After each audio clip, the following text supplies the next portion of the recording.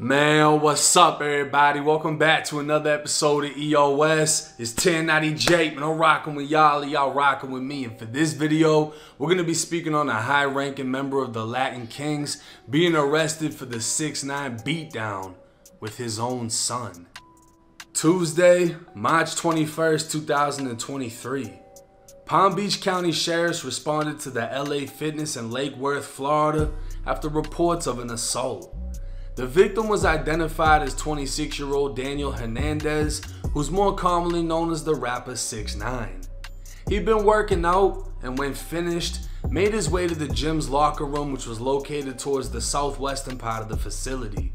While inside the locker room, two Hispanic males can be seen on surveillance camera entering the gym. They were identified as 23-year-old Octavius Medina and 25-year-old Anthony Maldonado. Anthony can be seen walking up to the front desk and logging in as a member, while Octavius was joining him as a guest. Moments later, Octavius walks to the front entrance, appearing to be on the phone. He'd stay at the window before heading for the front door when he opened it for a man that's well known to law enforcement. 43-year-old Rafael Medina Jr., a documented Latin king who goes by the name King Leo, walked with his son straight to the locker room. Surveillance video would lose sight, and approximately 4 to 5 minutes later, all three men would exit the locker room. Octavius could be seen holding a white pair of sneakers, while the three men immediately exited the gym. The next person to exit the locker room was 6ix9ine, whose face was now bleeding, swelling, and bruising as he walked through the gym without sneakers. Palm Beach County deputies arrived on scene to assist 6ix9ine in the investigation. The 911 caller stated 6ix9ine was in obvious pain and told LA Fitness staff that the suspect stole his cell phone, sneakers, and the key to his Lamborghini Urus that was left in the parking lot. He'd be transported from the scene to the hospital where his injuries were treated and reported as non-life-threatening, as he was later released. After the investigators reviewed all surveillance video and spoke with all staff witnesses, they made their way to 6ix9ine's residence for a sworn statement. Arriving at the gated community, they spoke with the security guard who said a tow truck transported 6ix9ine's Lamborghini back to his home. 6ix9ine had also told him he was afraid the suspects were going to locate his address and continue to hurt him. According to the probable cause affidavit, 6ix9ine spoke with the investigator multiple times since the attack, and 6ix9ine confirmed the suspect stole his white Balenciaga sneakers, his Lamborghini key fob, and his iPhone. At no time did he give them permission to take anything, and all items were forcibly taken with extreme violence. 6ix9ine then told investigators he was taken to Bethesda West Hospital and has noticeable scars from the incident. He continued to state he was scared due to the fact that the three attackers had continued to strike and kick him. Palm Beach County sheriffs would put out an alert through social media asking anyone with information to come forward, and someone would comment under the sheriff's post writing, "Zell me my reward," with a video of 6ix9ine being attacked by all three men. A second comment would go even further, posting an Instagram account of a man named Bullet Guzman, alleging he was the main attacker seen on video after he shared the video to his own Instagram story. It would later be determined he had nothing to do with the attack. According to the affidavit, the sheriff's department received several hundred anonymous tips, one of which identified the father-son duo.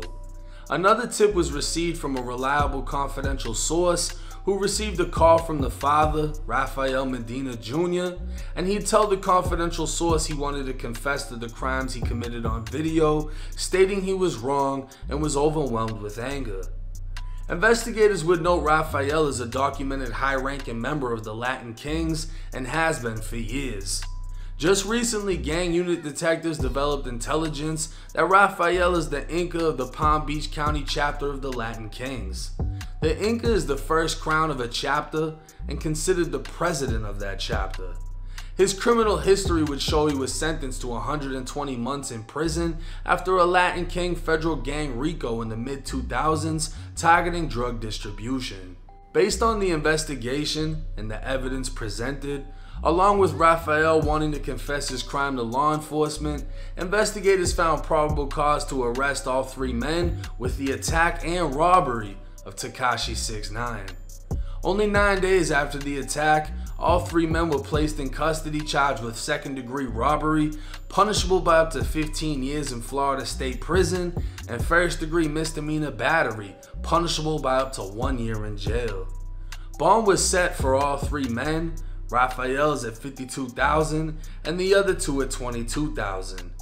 Only having to pay 10%, all three men can be expected to be released and have been issued a no-contact order, meaning they can have zero contact with 6ix9ine or each other pending the remainder of the case.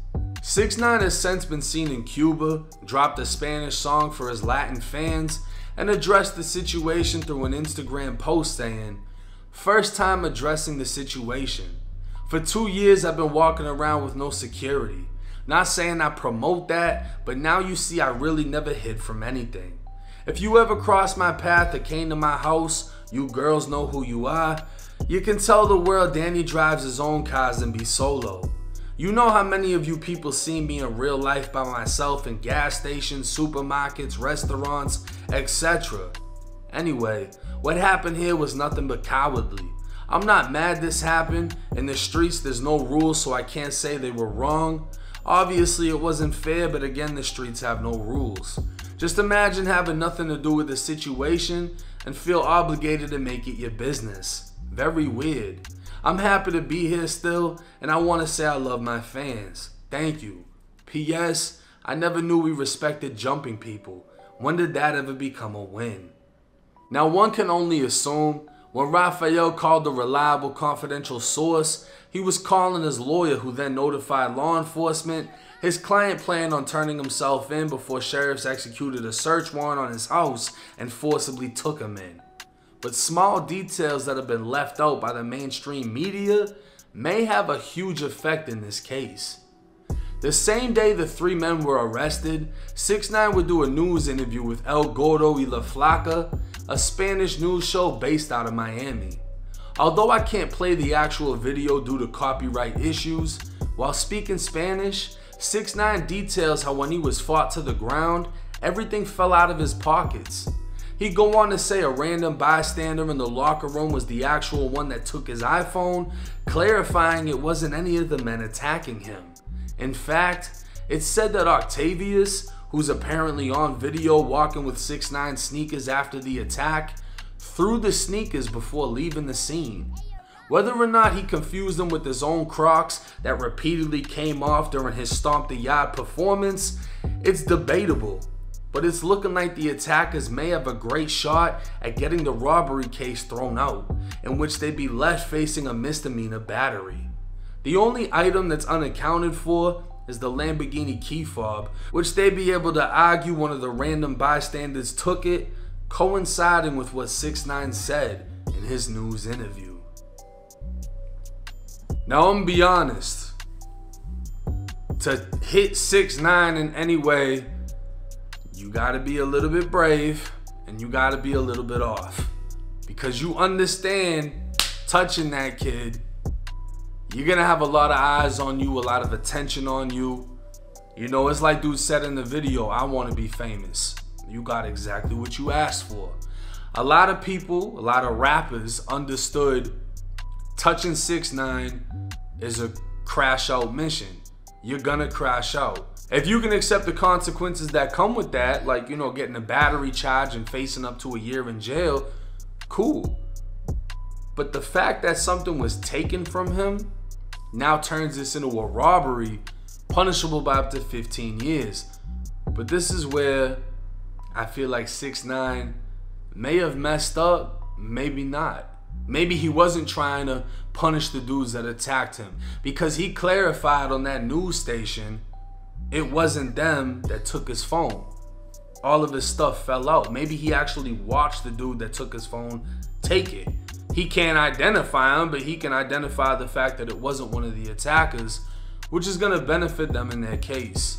Now, as far as what 6ix9ine said about getting jumped and it being unfair, to be honest with you, he got off light.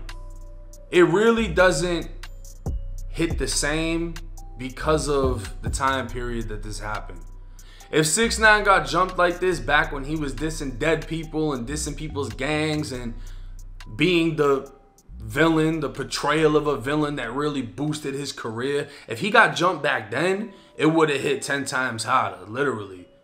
But because it happened so late, it doesn't really have the same effect. I'll say this though, what happened to him was minor compared to what I assume people wanted to do to him. Getting jumped, I mean, he's saying it's a cowardly thing, but the same gang that he was repping, you gotta get jumped in. Damn near every single gang, you gotta get jumped in.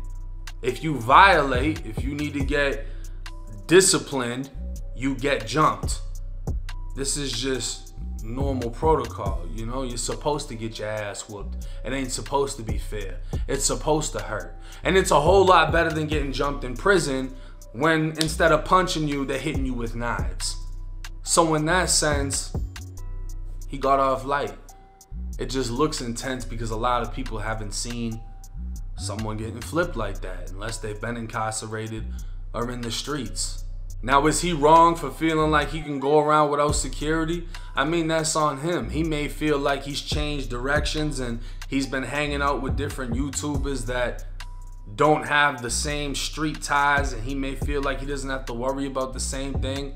I don't know. I can't tell him what to do. I wouldn't tell him what to do. At the end of the day, what happened, happened. I'm not happy about it. I don't really feel any way about it. You know, if they felt like, hey, he a rat and we finna do this, that's on them. They stuck to what they said they were gonna do. They did it. And now they gotta face the consequences in the situation. But we're gonna see how this plays out. I'm gonna keep y'all updated. I may even be getting some videos from behind the scenes of the situation. But hey, it's 1090 Jake. I'm rocking with y'all and y'all rocking with me. Till next time.